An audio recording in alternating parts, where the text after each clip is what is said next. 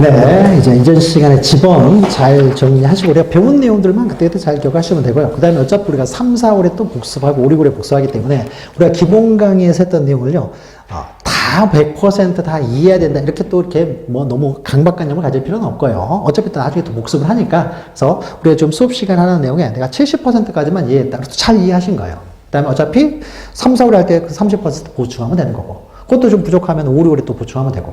또 7, 8월에 문제 풀면서 보충하면 되고. 그러니까 물 흘러가듯이 그냥 이해하는 것만큼만 이해하시면 돼요. 그 다음에 따로 여러분들이 뭐 예습은 못 하실 거고 복습도 할 필요가 없습니다. 복습도 할 필요가 없어요. 지금 우리가 지번에 했던 내용이요. 그 다시 3회월에 하잖아요. 다 기억나요. 다 기억나기 때문에, 그러니까 이해를 하게 되면은요, 나중에 다시 봐도 금방 이해가 되기 때문에, 금방 기억나기 때문에, 복습도 하실 필요 없고요. 시간 나시면은 1차부터 준비하시는 분들 1차 공부하시면 되고, 2차만 하시는 분들은 공법 하시고요. 공법 하시고, 그 공법이 굉장히 양이 많으니까. 그 다음에 또 시간 나면 중개사법 하시고. 그러면 시간이 더 이상 안 날 거예요. 공시세법을 공부할 시간은. 그래서 공시는 수업만 꾸준히 따라오시면요, 시간이 지나면은요, 시간이 다 해결이 됩니다. 계속 반복하기 때문에 수업 시간에. 자, 10페이지 보시면 이제 지목을 보도록 하죠. 지목. 자, 지목은 토지의 용도에 따라서, 지목의 개념을 한번 보도록 하죠. 우리가 앞에 용어의 정의에서요. 몇 페이지를 보시냐면, 앞에 그 4페이지 보시면요. 거기, 하나, 둘, 셋, 넷, 5번째 칸 보시면, 4페이지 위에서 5번째 칸 보시면, 지목이 나오죠. 지목이라고 되어 있어요. 자, 지목은요, 토지의 용도에 따라서 그 토지를 구별하는 거예요. 용도. 어떻게 이용되고 있느냐. 그 용도. 용도라는 단어를 잘 기억하시면 됩니다. 용도에 따라 토지의 종류를 구분하여 지적공부에 등록하는 거. 그래서 지목 그러면은 이것이 토지의 목적, 어떻게 이용되고 있느냐. 그 용도 기억하시면 됩니다. 용도. 그 용도에 따라 제 지목을 이제 구분을 하는데요. 구분하는데. 자, 그 지목을 이제 설정하는 방법. 다시 이제 10페이지로 와서요.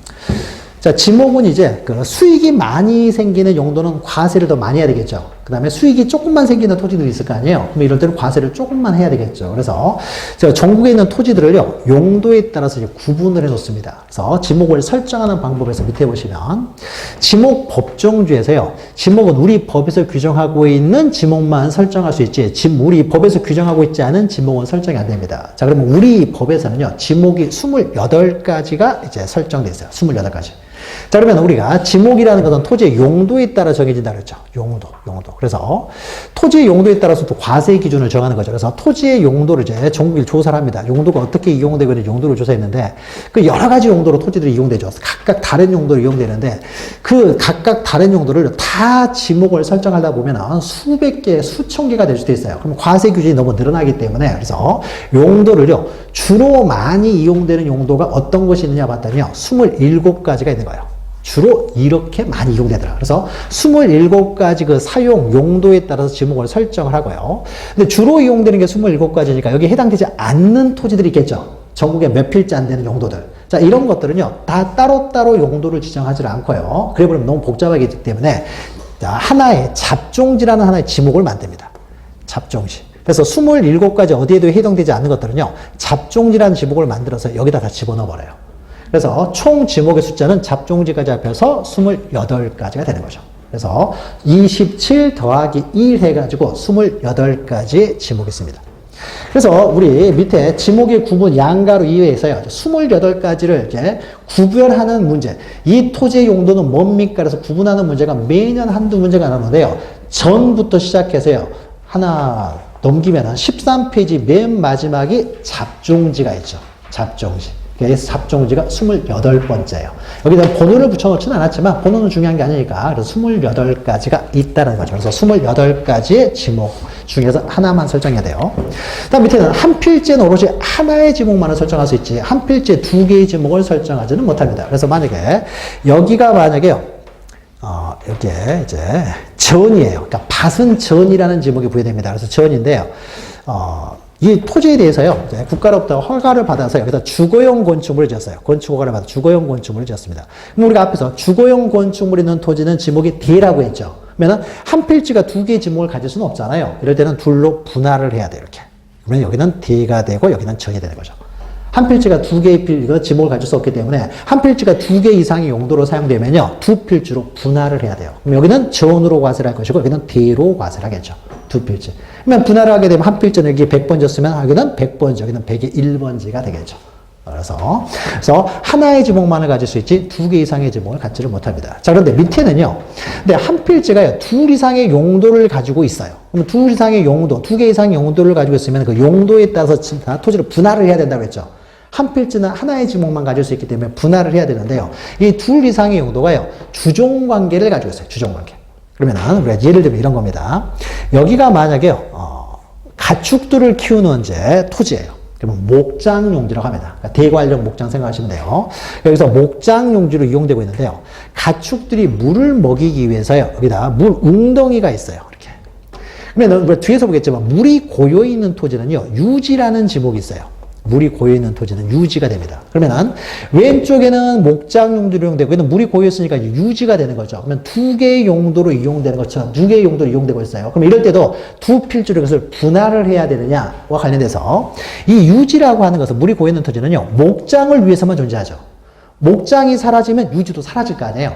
그러니까 그 용도가요. 서로 독립적이지 않다는 거죠. 이것은 우리가 전에다가 주거용 건축물을 지었을 때는요, 이 전하고 대는 어떻습니까? 각각 독립적인 용도로 이용되죠. 여기는 밭으로 이용되고, 여기는 주거용으로 이용되니까 별도의 용도, 독립적인 용도로 이용돼요. 그래서 그 두 개 이상의 용도가요, 서로 독립적이면 별도의 필지로 분할해서 각각 따로따로 지목을 부여해야 됩니다. 자, 그런데 이 목장과요, 유지는 서로 독립적이질 않아요. 독립적이질 않고 이 유지는 목장을 위해서만 존재하고 목장이 사라지면 유지도 사라질 운명이에요. 그러면 이런 토지의 지목을요, 종된 용도라고 해요. 그러니까 독립적인 용도를 가지고 있지 않다는 거죠. 그러면 이런 경우에는 굳이 두 필지로 분할하지 않고요, 전체를 한 필지로 등록할 수가 있어요. 그럼 전체를 한 필지로 등록하면은 목장 용지로 등록하겠습니까? 유지로 등록하겠습니까? 목장이 주된 용도가 되겠죠? 유지는 종된 용도죠. 자, 그래서 만약에 둘 이상의 용도로 이용되는데 주종 관계를 가지고 있다. 이럴 때는 굳이 분할하지 않고 전체를 한 필지로 주된 용도로 그냥 지목을 설정하면 됩니다. 그러니까 전체를 목장 용지로 하면 된다는 거죠. 굳이 두 필지로 분할할 필요 없어요. 그래서 우리가 이런 그 설정 방법들이 나중에 28가지를 구분하는 데 있어서 굉장히 중요한 기준이 되기 때문에 이걸 정확하게 이해하셔야 돼요. 그래서 지목을 부여할 때는 그 용도가 독립적일 때, 그러니까 인접하는 토지를 위해서만 존재하는 것이라 어떤 독립적인 목적을 가지고 있을 때만 지목을 부여한다. 만약 다른 용도를 위해서만 존재하는 토지다. 그러면 따로 지목을 부여하지 않고 주된 용도에 편입을 해가지고 주된 용도로 그냥 한 필지로 그냥 등록을 해버리지 종된 용도의 지목을 설정하지 않는다는 거죠. 그 다음에 세 번째는요. 네 번째죠. 등록 선호의 원칙이 있는데, 자, 그러면 한 필지가 두 개 이상의 용도로 사용됐을 때 주종 관계가 있으면 주된 용도로 지목을 설정하는데요. 한 필지가 두 개 이상의 용도로 사용되는데 경중을 정할 수가 없어요. 자, 이런 경우를 한번 생각해보죠. 여기가 이제 바다예요, 바다. 이게 토지인데 바닷물이 토지 넘어오니까요, 바다가 토지 못 들어오도록 제방을 쌓았어요, 이렇게 제방을. 그럼 제방도 토지죠. 그럼 여기는 제방이에요. 그럼 제방이라는 지목이 있습니다. 제방. 여기는 제방으로 이용돼요. 근데 제방을 쌓아놓고 이 위에 아스팔트를 깔아가지고요, 여기다 도로로도 이용을 합니다. 도로로도 이용을 하고 있어요. 도로로.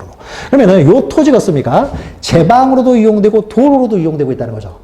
두 개 용도로 이용되잖아요. 두 개 용도로. 제방으로도 이용되고 도로로도 이용이 돼요. 그러면 한 필지가 두 개 이상의 용도로 사용되는데 이게 서로 독립적이에요.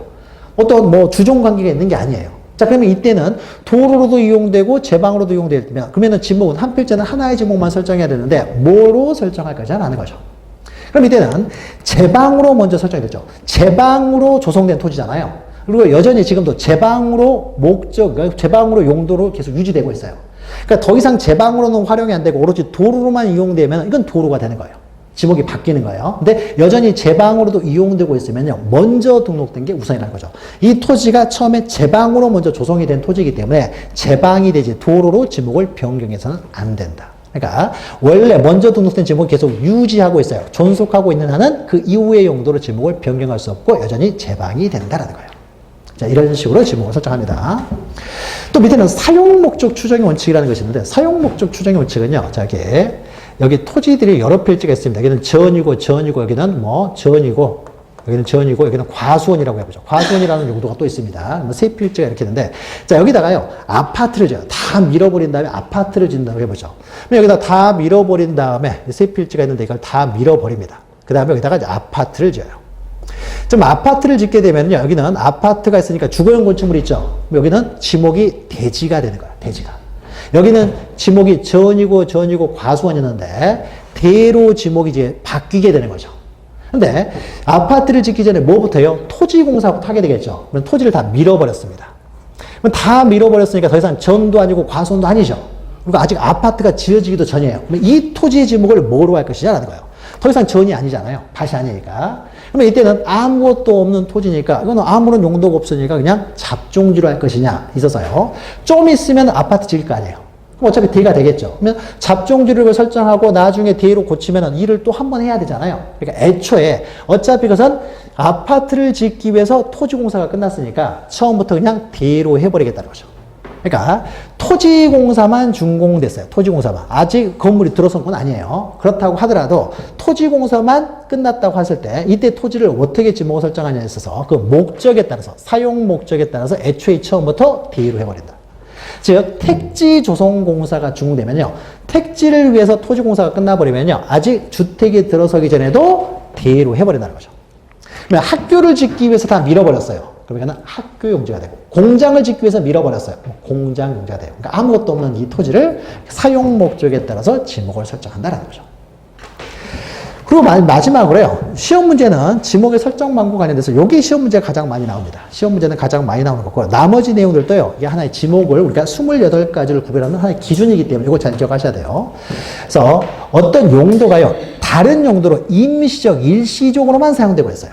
그럴 때는 지목을 변경하지 않습니다. 그러니까 완전히 용도가 바뀌었을 때 지목을 변경하는 것이지 잠시 다른 용도로 사용된다고 해서 지목을 변경하지는 않는다라는 겁니다. 그래서 우리가 뭐 승용차가 있고 화물차가 있죠. 승용차. 그러니까 과세가 틀려지잖아요. 그러면은 이게 승용차예요. 승용차. 승용차로 그래서 등록이 되어 있습니다. 그럼 승용차에 따라서 이게 과세가 되고 있는데 승용차에다가요. 한 2달간 화물을 싣고 다녔어요. 그럼 다시 좀 있으면 다시 또 어떻습니까? 사람 태우고 다니는 거예요. 잠시 2개월간 화물 좀 싣고 다녔다고 했었습니까? 이것을 화물차로 과세하지는 않는다는 거죠. 근데 만약 이 승용차를요, 화물차로 완전히 개조를 해버렸어요. 이제는 화물차로만 이용할 수밖에 없게 돼 있어요. 그럼 어떻습니까? 이건 화물차로 변경이 되는 거죠.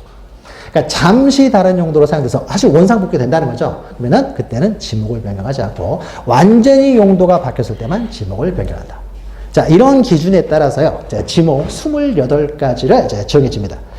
자, 그러면 시험 문제 지목은 보통 한 2문제 정도가 나온다고 했어요. 그러면 설정 방법과 관련돼서 시험 문제가 여기서 나오고요. 맨 마지막 내용이 이제 시험 문제 잘 나오고요. 그 다음에 뭐 매년 나오는 것이 밑에 28가지. 이런 원칙에 따라서 이제 28가지로 구별하는데 이 구별할 줄 알아야 돼요. 이 토지의 지목은 뭐다. 이 토지의 지목은 뭐다. 이 구별 문제가 매년 시험 문제 한두 문제 반드시 나오니까요. 자, 여기서 기억을 하셔야 돼요. 하나씩 보죠. 자, 이것도 이해를 하셔야 돼요. 이걸 외우려고 하면 못 외웁니다. 외우려고 하면 못 외우고요. 우리가 외워야 될 건 딱 2가지만 외우면 돼요. 이 중에 임야라는 게 있고요. 또 하나 잡종지가 있어요. 그러니까 임야하고 잡종지. 이게 좀 이따 이제 읽다 보면 나와요. 그래서 임야하고 잡종지 둘만 외우고요. 나머지는요. 그 명칭과 지금까지 우리가 읽었던 설정 방법에 따라서 다 이해할 수가 있어요. 그러니까 지금부터 이제 하나하나 이해를 하시면 됩니다. 지목은 좀 28가지가요. 매년 시험 문제 나오기 때문에 중요하기 때문에 다 읽어야 되니까 뭐가 나올지 몰라요. 매년 한두 문제가 나온다 보니까 좀 길어질 수 있어요. 첫 번째, 두 번째 시간보다는 좀 더 길어질 수 있습니다. 그래서 지목 구분 옆에다 이렇게 적으세요. 용도 먼저 기억하시고요. 용도. 지목은 용도에 따라 정해진다고 했죠. 용도 기억하시고. 이 용도가 뭐냐? 처음부터 어떤 용도로 조성된 토지였느냐? 이거 기억하시죠? 그거 하시고. 그리고 또 하나가요. 지목에 따라 또 과세 기준이 정해진다고 했죠. 과세. 그래서 과세. 여기는 어떻게 과세하는 게 타당할 것이냐. 과세 기준. 이 2가지를 가지고요. 이해를 하시면 됩니다. 자, 그러면 하나하나씩 보죠. 전답, 과손 3개가 나와요. 전답, 과손. 자, 여기서는 우리가 반드시 기억할 것이 전답, 과손 3개의 공통점은 뭐냐면요. 식물을 재배하는 거예요. 그러니까 반드시 재배라는 말이 들어가야 돼요. 재배. 재배라는 말이 들어가야 전답, 과손이에요. 재배라는 말이 없으면 전답, 과손이 안 됩니다. 그러니까 재배한다는 건 내다 팔기 위해서 재배한다는 거예요. 그러니까 재배라는 말이 들어가야 돼요. 그러면 셋 다 식물을 재배하는 곳인데 다만 이제 식물의 종류에 따라서 구별합니다. 그럼 식물의 종류에 따라서 구별하는데 만약에요 재배하는 식물이 과수류예요. 과수류면은 과손이 됩니다. 간단하죠. 그러면 과수류가 아니면은 전 또는 답이에요. 그러면 밭전자 논답자죠. 그러면 식물을 재배하는데요. 물 밖에서 재배해요. 물을 주긴 주는 거죠. 물 밖에서 재배하면은 전이에요. 물 속에서 재배하면은 답이에요. 논답자잖아요. 물 속에서. 자, 그러면은 물 속이냐 물 밖이냐를요. 좀 더 고상한 표현으로 해요. 저는 물을 상시적으로 이용하지 않고 물 밖에서 키운다는 거예요. 그러면 답은 어떻게 돼요? 물을 상시적으로 이용해요. 물 속에서 키운다는 거예요. 그러면은 요 두 가지로 구별합니다. 자, 그러면요. 자, 그래야 식물의 종류는 외울 필요 없어요. 물 밖에서 키우는 식물은 수만 가지죠. 수만 가지를 외울 필요는 없는 거죠. 그러니까 요거 식물의 종류는 외울 필요가 없어요. 그러니까 물 밖에서 식물을 재배하면은 다 전이 된다는 거죠. 그러니까 가끔씩 이렇게 보는 분들이 요런 걸 외우고 있어요. 요런 거. 이런 거 외울 필요 없어요. 수만 가지를 어떻게 외워요? 그러니까 물 밖에서 식물을 재배하면은 전이다라는 거죠. 물론 과수를 재배해버리면 과수원으로 들어갔기 때문에 과수류는 제외하고요. 제외하고. 그럼 죽순을 재배합니다. 여기도 식물을 재배하죠. 죽순이 물 속에서 재배해요? 물 밖에서 재배해요? 물 밖에서 자라잖아요. 재배하죠. 그러니까 이거는 답이 전이 되는 거죠. 답이 아니고. 과수류도 아니기 때문에. 그래서 죽순 재배도 전이 돼요. 자, 밑에 있는 것은 나중에 뒤에서 나오니까 넘어가시고요. 자, 그러면 물 밖에서 재배하는 식물들은 외울 필요가 없어요. 수만 가지니까. 근데 물 속에서 재배하는 식물은 그렇게 많지가 않아요. 그러니까 이건 좀 기억하세요. 벼, 연, 미나리, 왕골. 이런 것들은 물 속에서 자라죠. 그러니까 물 속에서 일반적으로 자라니까. 물 속에서 벼, 연, 미나리, 왕골. 이것을 재배하면은 이건 답이 된다. 이 정도만 공부하시고, 뒤에서 나오는 내용들이 있기 때문에 이제 우리가 하는 것만 하시면 돼요. 그 다음에 과수를 재배합니다. 과수류를, 그러니까 과일나무 한 그루 있다고 해서 과수원이라고 하지 않죠. 그러니까 집단적으로 재배를 하게 되면 과수원이 됩니다. 자, 그럼 이때요. 그 밑에 있는 내용이 중요해요. 과수류 정도도 외울 필요 없죠. 배, 밤, 호두, 여기도 뭐 키위, 포도 들어가겠죠. 그러니까 뭐 외울 필요는 없고요. 근데 과수원 내에요. 과수원 내. 여기 과수원이 있는데, 우리가 목장에서도 했던 것이면 여기 과수원이 있는데요. 과수원을 좀 더 잘 이렇게 가까이서 이제 돌보기 위해서 여기다가 주거용 건축물을 지었어요. 주거용 건축물을. 그럼 주거용 건축물을 지으면요. 자, 이 주거용 건축물은 과수원을 위해서만 존재합니까? 과수원 안 하면 주거용 건축물 이것도 허물어야 되는 건 아니죠. 과수원만 팔 수 있어요? 과수원 팔 수 있잖아요. 내가 과수원 한다고 해서 주택까지 허물어야 되는 건 아니잖아요. 자, 그러니까 어떻습니까? 이 주거용 건축물 뒤에 넣습니까? 과수원과는 독립적이죠. 그러니까 우리가 종된 용도라는 것은요, 주된 용도가 사라지면 종된 용도로 사라졌을 때 우리는 주종관계라고 하는 거예요. 근데 과수원 내가 안 한다고 해서 주택까지 허물어야 되는 건 아니잖아요. 자, 그러니까 과수원과 어떻습니까? 요 주거용 건축물은 독립적이에요. 그러니까 독립적이라는 것은 과수원만 따로 사고 팔 수도 있고 주택만 따로 사고 팔 수도 있다는 거죠. 주택만 따로 사고 팔 수도 있잖아요. 그러면 독립적이라는 거죠. 독립적이에요. 자, 그러면 과수원 내에 주거용 건축물 부지는 D가 된다는 거죠. 근데 과수원 내에 여기 저장고죠. 저장고. 자, 저장고는 과수원 내에요. 뭐 귤 재배하면 저장해야 될 거 아니에요. 한꺼번에 바로 판매하는 건 아니니까 저장하는 곳이 있어요. 그러면 이 저장고는 씁니까? 물건을 저장하는 것은 뒤에서 보면 창고용지라는 게 따로 있어요. 근데 이 창고는 씁니까? 과수원만을 위해서 존재하죠. 과수원이 사라지면 창고도 의미가 없어지잖아요. 그러면 과수원 내의 저장고는요, 과수원의 그냥 부속 시설일 뿐이라는 거죠. 종된 용도라는 거죠. 그러니까는 연결시켜서 전부가 다 과수원이 되는 거예요. 저장고는 과수원의 일부가 되지만 주거용 건축물은 독립적이니까 D가 된다는 거예요. 이런 것들이 이제 시험 문제 나오니까 그 밑에 있는 거 예외적으로 나오는 것들, 밑에 있는 것들을 잘 기억하시면 돼요. 그러면 전답 과수원의 의미를 보았고요. 그 다음에 밑에는 목장용지요. 아까 잠깐 설명드렸죠. 가축들 풀 먹이기 위해서 초지가 조성됐어요. 이건 재배라고 없죠. 재배라고 안 돼 있잖아요. 가축들 풀 먹이잖아요. 재배해서 내다 파는 거 아니잖아요. 가축들 풀 먹이는 초지가 그냥 조성만 돼 있어요. 대관련 목장 생각하시면 되죠. 그 다음에 축사부지, 돈사, 우사, 개사, 이런 거. 닭 10만 마리를 키운다든지, 축사부지, 이게 목장용지가 돼요. 그럼 우리가 앞에 잠깐 설명드렸죠. 목장용지 내에 주거용 건축물이 있으면요. 이건 뭐예요? 목장 안 한다고 해서 건물까지 허물 필요는 없잖아요. 주거용 건축물은 독립적이니까 이거는 따로 D가 됩니다. 그러니까 독립성이 없으면은 그 부속시설이 돼가지고요. 그 편입이 돼버려요. 근데 독립성이 있으면 따로 지목을 설정합니다. 그리고 거기는 D로 과세를 하겠다는 거죠. 그 다음 우리가 두 개를 외워야 되는데 그 중에 하나가 임야라고 했죠. 임야. 임야는 외우셔야 돼요. 임야는. 임야에서도 가장 중요한 것은요. 산림 원야를 이루고 있어야 돼요. 산림은 숲을 말하고요. 원야는 벌판을 말합니다. 그러니까 넓어야 된다는 거죠. 우리가 임야라고 하기 위해서는 일단 넓어야 돼요. 요 수식어가 반드시 있어야 돼요. 넓어야 됩니다. 그래서 산림 원야를 이루고 있는 밑에 7가지가 나와요. 수림지, 나무 숫자요. 나무가 고제했다는 지. 중림지, 대나무숲. 암석지. 돌산들이 많다 생각하시면 돼요. 암석. 암석 깨져서 자갈, 자갈 깨져서 모래. 그 다음에 습지, 황무지. 이건 외우셔야 돼요. 그러니까 산림오냐를 이루고 있는 수림지, 중림지, 암석지, 자갈땅, 모래땅, 습지, 황무지. 리드미컬하게 좀. 여러분 그냥 하면 안 되니까 다 같이 한번 큰 소리를 한번 읽어보죠. 우리가 유아틱하게.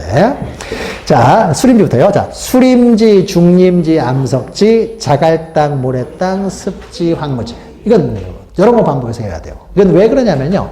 헷갈릴 수 있어요. 습지 그러면 우리가 아까 물이 고여 있는 토지는 유지라고 했잖아요. 유지랑 헷갈릴 수 있어요. 습지는 임야가 된다. 황무지 그러면 아무것도 없으니까 잡종지스러워요. 근데 잡종지가 아니라 임야다라는 거. 자갈땅, 모래땅 그러면 뒤에 우리가 하천이라는 또 지목이 있어요. 헷갈릴 수 있어요. 그러니까 이거는 자갈땅, 모래땅도 하천이 아니라 산림, 원야를 이루고 있으면 임야다라는 거. 그래서 이거는 암기를 하셔야 돼요. 다 암기하기 힘들면요. 요거라도 기억하세요. 산림, 원야. 임야니까 산림, 원야는 쉽게 또 이게 이해할 수 있죠. 뭐 요거 말 나오면 다 임야예요. 요 말 나오면. 산림, 원야라는 말 나오면. 근데 산림, 원야라는 말이 안 나오면 임야가 아니에요. 가장 중요한 단어는 산림, 원야를 이루고 있을 때만 임야가 됩니다. 그 다음 밑에는 광천지예요. 광천지. 자, 광천지는요. 지하에서요. 어떤 액체가 용출되는 것이에요. 액체가 용출되는 거. 광천수 뭐 하는 거죠. 용출이라는 단어가 중요한 거예요. 그래서 온수, 약수, 석유. 그러니까 석유가 지하에서 막 품어져 나와요. 그러면 여기다 광천지라고 합니다. 그러면 용출이 되면 이 토지가 있는데 여기서요. 여기서 용출이 됩니다. 그러면 흘러내기를 못하도록 막아야 되겠죠. 여기까지. 그러니까 용출구와 그 유지에 사용되다. 그러니까 용출되는 곳이 광천지예요. 이거 구별해야 될 것이요. 근데 용출되는 것이 광천지인데 여기서 석유가 나면 어떻습니까? 여기다가 저장하는 것이 저장시설이 따로 있을 거 아니에요. 원유 저장시설이 따로 있는 다음에 여기다 저장을 하겠죠. 여기서 쓰면 송유관을 뚫어가지고 여기다 저장을 하겠죠. 그럼 이때 이 송유관이 있는 부지예요. 송유관. 그 다음에 저장시설이 있는 부지예요. 자, 여기서 석유 나는 건 아니죠. 송유관이나 저장시설에 석유 나는 거 아니죠. 석유가 나는 곳만 광천지라고 했죠. 그러니까 석유가 나지 않고 송유관 부지라든지 저장시설 이런 것들은 석유가 나는 곳은 아니니까 광천지가 안 되고요. 광천지라고 하지 않고 이런 것들이 잡종지가 됩니다. 전국에 뭐 송유관 부지가 얼마나 있겠어요. 그러니까 이런 광천지, 그러니까 광천지하고 구별해야 돼요. 그러니까 용출이라는 말이 나면 광천지고요. 그냥 운송하는 송유관 부지, 송수관 부지나 저장시설은 이거는 광천지가 아니다. 그럼 뭐냐? 이런 건 잡종지가 돼요. 그러니까 적어도 광천지가 아니다 기억하시면 됩니다. 그러니까 구별할 줄 알아야 돼요. 그 광천지는 용출되는 것만 광천지다. 그 다음 밑에 이제 염전이 있죠. 염전은 이제 바닷가에 있으니까 세금 채취하는 것이죠. 막 밀고 다니면서 소금 채취하잖아요. 그러면 소금을 채취하는 곳이 이제 염전이 됩니다. 근데 이것도 구별해야 될 것이 밑에 이제 밑에 있는 내용이에요. 근데 소금을 채취하는데요. 천일염 방식, 즉 햇볕으로 소금을 채취하는 것이 아니라 동력으로 바닷물을 끌어들여서요. 소금을 제조하는 공장 시설물이에요. 만약에 지목에서요. 공장이라는 단어만 나오면요. 다 공장 용지예요. 이건 소금 만드는 공장이에요. 그러니까 이거는 염전이 아니라 공장 용지가 됩니다. 그러니까 천일염을 통해가지고 천일염 방식을 통하면은 염전이 되지만요. 소금 만드는 공장이다. 그러니까 소금 공장이니까 이것은 공장 용지가 돼요. 그러니까 공장자 들어가면 다 공장 용지가 된다고 생각하시면 됩니다. 그 다음에 대가 있는데 대는요, 이제 사람이 살고 있는 주거, 또 사무실, 빌딩들 있죠, 사무실, 또 점포, 상가 이런 거죠. 이런 게 다 대가 되는 거죠. 대가 되고요. 그 다음에 이제 문화시설, 뭐 극장이나 박물관 이런 거 다 대가 되고. 그러면 그 부속시설 뭐예요? 정원. 우리가 대라고 했을 때 여기에 주택이 이렇게 있으면 단독주택인데 주택이 있고 여기에 이제 건물이 있다 그러면 이 바닥만 대가 되는 게 아니에요. 이걸 이용하는 데 필요한 공간까지 대가 되는 거죠. 이용하는 데 필요한 공간까지 대가 되고 그러니까 정원 뭐 이런 거 다 대가 되는 거죠. 또 앞에서 했죠. 택지 조성공사가 준공되면 그 공사, 토지공사만 준공돼도 사용 목적에 따라 대가 된다. 그러니까 택지를 만들기 위해서 공사가 끝났기 때문에 대가 된다는 거죠. 그 다음에 공장용지인데 공장용지는요. 공장자가 들어가면요. 다 공장용지라고 보시면 돼요. 여기다 정력하니까 좀 하니까 여기 쪽에다 와서 이쪽 와서 좀 보죠. 여기 공단이 있으면 이건 공장용지예요. 그럼 공단 안에요. 굴뚝에서 연기 나는 이제 공장 시설이 있겠죠. 이것도 공장용지예요. 그럼 공장에서 일하는 사람들이 기숙사 같은 거 있겠죠. 그러면 기숙사에 있습니다. 그러면 여기는 사람들이 살고 있으니까 이건 주거용 건축물이다 그래서 대가 되는 데 있어서요. 우리가 대라고 하는 것은요. 누구나 들어가서 살 수 있어야 돼요. 누구나 들어가서 살 수 있으면 대가 되지만 여기는 공장 사람들만 들어가서 살겠죠. 일반인들이 이사가 살 수 있는 게 아니죠. 이거는 공장의 부속시설로 봅니다.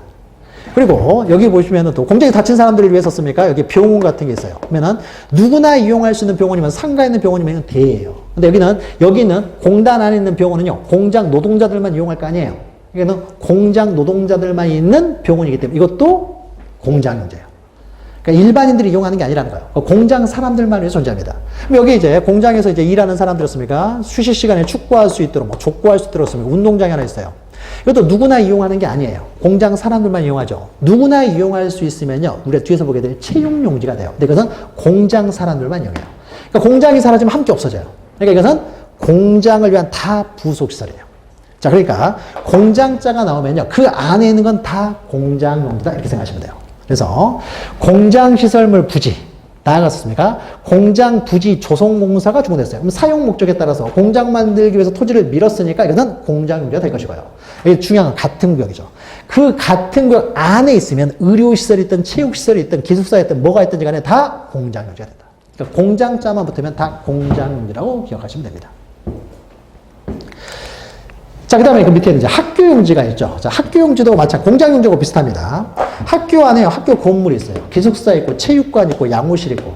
일반인들이 이용하는 게 아니죠. 학생들만 이용할 거 아니에요. 그러니까 그건 다 전체가 다 학교용지가 되는 거예요. 그러니까 학교 안에 있으면요, 모든 게 다 학교용지가 된다는 거죠. 이렇게 기억하시면 되고. 처음부터 어떤 걸 위해서, 어떤 목적으로 조성된 토지냐를 보시면 돼요. 일단 이런 건 학교를 위해서 조성된 거잖아요. 그러니까 다 학교용지가 됩니다. 그 다음에 주차장이 좀 복잡해요. 그럼 주차장은 이제 주차하는 곳이 되겠죠. 주차. 그러면 주차라는 것이요, 집 앞에도 주차하고, 도로가에도 주차하고, 공장 앞에도 주차하고, 주차만 하면은, 불법 주차도 하고, 주차만 하면 다 주차장이냐? 이렇지가 않고요. 처음부터 주차만을 위해서 조성됐어야 돼요. 독립적이어야 돼요. 그러니까 집 앞에 주차장은 그냥 대를 위한 그냥 부속시설일 뿐인 거예요. 그러니까 이건 주차장이 아닙니다. 그러니까 처음부터 주차만을 위해서 조성된 토지였을 때 우리는 주차장이라고 해요. 그러니까 항상 독립이라는 말이 다 들어가 있다고 생각하시면 돼요. 가장 중요한 건 주차, 그 다음에 독립이에요. 그러니까 주차만을 위해서 독립적으로, 오로지 주차만을 위해서 조성된 토지였을 때 우리는 주차장이라고 합니다. 그러면 우리가 주차 전용 건축물 부지 넣습니까? 주차만을 위해서 만든 건축물이잖아요. 그러니까 그 부지도 당연히 주차장이 되는 거죠. 주차만을 위한 구조물 밑에 토지니까. 그러니까 주차만을 위한 토지잖아요. 그래서 이제 주차장이 돼요. 근데 이제 그 밑에 있는 걸 기억하셔야 돼요. 노상 주차장이요. 도로에 잠시였습니까? 주차 공간을 만들어놨죠. 그러면 처음부터 주차장으로 만든 게 아니잖아요. 도로로 만들었는데 잠시 주차 용도로 이용되는 거죠. 그러니까 잠시 자는 용도로 이용됐을 때는 이것은 지목을 설정하지 않는다고 했죠. 처음부터 어떤 목적으로 조성됐느냐, 그리고 그 목적으로 계속 이용되고 있느냐, 여전히 이건 도로로 이용이 되고 있어요. 잠시 주차할 뿐입니다. 그러니까 노상 주차장은 주차장이 아니야. 주차만을 위해서 조성된 토지가 아니니까 이것은 도로일 뿐이지 주차장이 아니고요. 그다음 밑에 이제 부설 주차장이 있는데, 부설 주차장 가져보죠.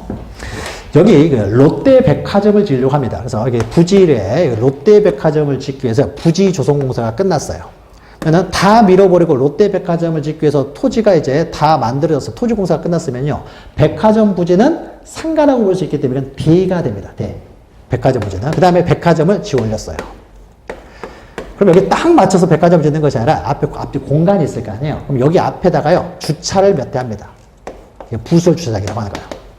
이 부설 주차장, 이 주차장은 주차만을 위해서, 주차를 위해서 특별히 조성된 토지예요? 아니면 대로 조성된 토지에 잠시 주차하는 것 뿐이에요? 대로 조성됐죠? 처음부터 주차장으로 만든 게 아니잖아요. 대로 조성된 토지에 잠시 주차를 시킬 뿐이기 때문에 이거는 주차만을 위해서 조성된 토지가 아니니까 이거는 주차장이 아니에요. 왜냐면 이거는 대일 뿐입니다. 근데 롯데백화점에 오는 사람들을 위해서 주차 공간이 필요할 거 아니에요. 그래서 인근에, 이 대가 아닌 인근에 여기다가 인근에다가 주차장을 만들었어요. 부설 주차장을. 그러면 이 부설 주차장은 어떻습니까? 주차만을 위해서 특별히 조성된 토지죠. 주차만을 위해서 만든 토지잖아요. 그러니까 이건 어떻습니까? 주차장이 돼요. 그러니까 우리가 인근이라는 단어 들어가는 거죠. 인근에 설치된 부설 주차장이에요. 그러면 이거는 주차만을 위해서 특별히 조성된 토지잖아요. 그러니까 이건 주차장이 되는 거예요. 단순한 부설 주차장하고 인근에 있는 부설 주차장은 구별되는 거죠. 주차장에서 가장 중요한 건 주차만을 위해서 독립적으로 조성된 토지가 되기 때문에요, 주차 목적이 아니라 판매 목적으로 조성된 토지예요. 물류장이나 야외 전시장, 이것은 주차 목적으로 조성된 게 아니잖아요. 이것은 주차장이 아니에요. 이런 것들이 전국에 몇 개 안 되니까 이런 것들은 잡종지가 됩니다. 그러니까 적어도 판매 목적이면 주차장은 아니다. 그러니까 주차 독립, 이 단어가 굉장히 중요한 단어죠. 그래서 주차장 기억하시고요. 그 다음에 주유소용지요. 밑에 보시면. 주유소용지가 뭐 하는 거세요? 석유 판매하는 거 주유소잖아요. 그러니까 저기서 가장 중요한 게 뭐예요? 석유 등을 판매라는 말이 들어가야 되죠. 그러니까 석유가 용출되는 곳은 광천지, 운송하는 곳은 다 잡종지였어요. 그 석유를 판매하는 곳이 주유소용지죠.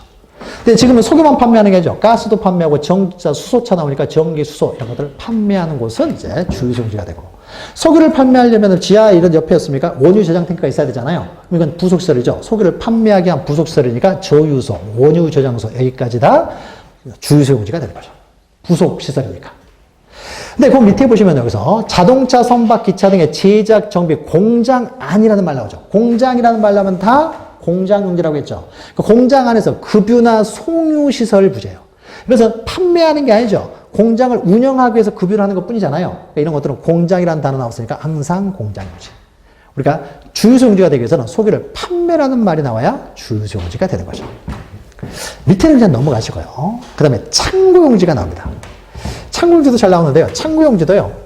우리가 앞에서 과수원 안에도 창고가 있을 수 있고, 집에도 창고 있죠. 공장에도 창고 있고, 학교에도 창고 있어요. 근데 이거는 처음부터 창고만을 위해서 조성된 토지가 아니라 주택을 짓기 위해서 필요하니까 창고가 들어갔을 뿐인 거죠. 과수원을 위한 부속시설로서 창고가 있을 뿐이에요. 이런 것들은 창고용지가 아니고요. 창고용지도요. 창고는 물건을 이제 보관하거나 저장하기 위한 곳인데요. 독립적이어야 돼요. 그러니까 항상 독립이라는 단어가 들어가는 거예요.